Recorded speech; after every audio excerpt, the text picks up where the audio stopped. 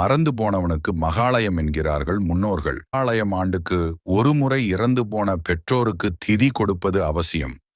ஆனால் பெற்றோர் இறந்த நாள் திதி அறியாதவர்கள் மகாலய அமாவாசை நாளில் கொடுக்கலாம். அதனால்தான் மறந்து போனவனுக்கு மகாலயம் என்கிறார்கள் முன்னோர்கள்.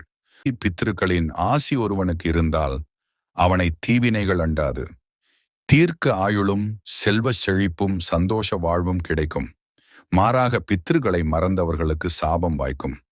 அதுவே வாழ்வில் சுபிட்சமில்லாத நிலை, அமைதியற்ற வாழ்க்கை, சுபகாரிய தடை ஆகியவற்றை ஏற்படுத்தும்.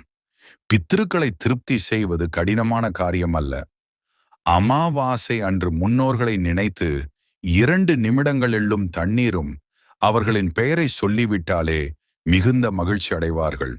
கிரகங்கள் கூட தர முடியாத ஆசீர்வாதங்களை நம் பித்திருக்கள் நமக்கு அருள முடியும். எனவே தவறாமல் நாளை மகாலய அமாவாசை நாளில் முன்னோர் வழிபாடு செய்து சகல நன்மைகளையும் அடையலாம்.